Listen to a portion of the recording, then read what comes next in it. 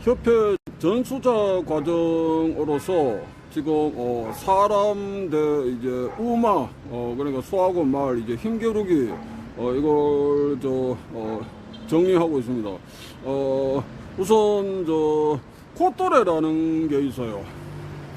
젊은 사람은 콧도래가 어떤 건지 모를 수 있는데 이게 콧도래입니다. 이게 콧도래인데 이걸 이제 말은 이제 뭐 코를 깨지 않는데 손은 이제 코를 깨잖아.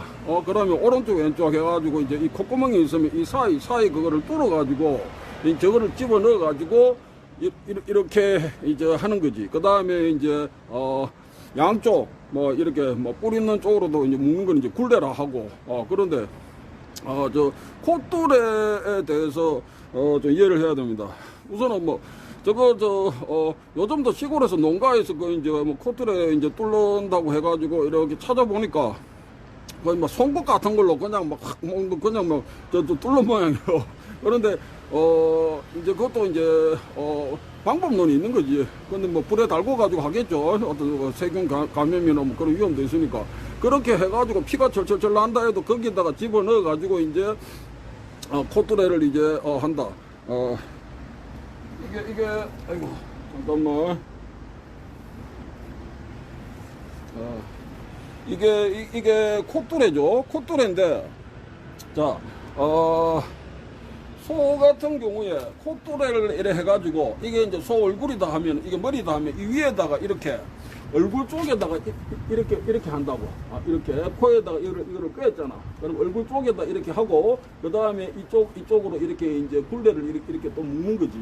그런데 이거를 풀어야 됩니다. 풀고 굴레를 풀어가지고 콧도래가 이렇게 앞쪽으로 나오게. 코에는 걸려 있지 지금 여기 소의 코에는 이게 걸려 있는데 이걸 내가 틀어줘야 되는 거예요. 이거를 앞쪽으로 해가지고.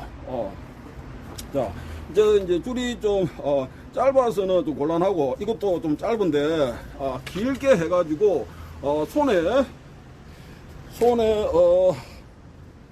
왼손에 한 번 내지 두 번 정도 이 끈을 이렇게 돌려서 묶고 이거 틀어 잡습니다. 이렇게.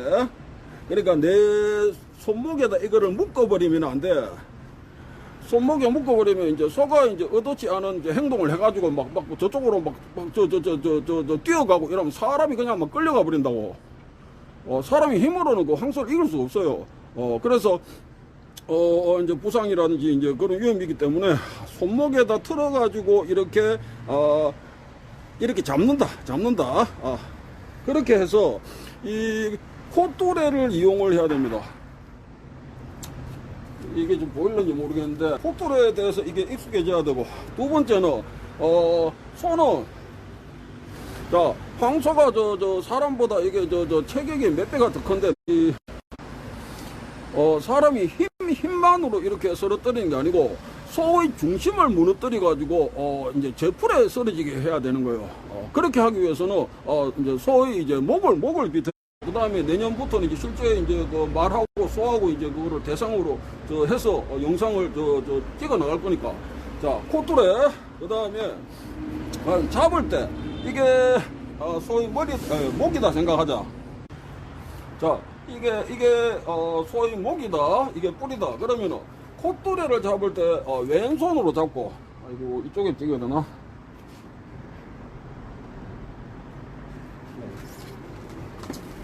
콧도래를 왼손으로 내가 틀어쥐어서 틀어쥐고 소뿔이 이제 좌우에 있는데 이걸 틀어진 상태에서 오른쪽만 내가 그 뿔을 잡을 수가 있지. 들어가서 이게 이렇게 잡을 수 있지. 이렇게 잡을 수 있잖아. 또는 이걸 놓고 양쪽을 이렇게 틀어 잡을 수도 있겠지. 양쪽을. 그 다음에 들어가게 되면 이게 목이다 할 때, 황소 목이다 할 때 정면으로 붙어가지고 목을 이렇게 둘러 감을 수가 있어. 자, 우선은 경우의 수를 이제 목을 비틀기 위해서는 이제 더 이제 근접해야 되니까 그럼 경우의 수가 콧대를 잡고 한 손으로 저 소뿔을 잡는다. 또는 콧대를 잡은 거를 놓고 양쪽 손으로 뿔을 잡는다. 그 다음에는 양손 다 놓고 목을 부둥켜 앉는다. 물론 이제 최대한 몸을 밀착시켜 가지고 해야 되겠지. 우선은 경우의 수는 거기까지가 이제 기본입니다. 그리고 이 황소는 저도 시골 생활을 많이 안 했기 때문에 익숙하지 않은데 몸통을 밀거나 해가지고 이게 어림도 없는 거예요. 상식적으로. 그리고 말은 틀려. 말은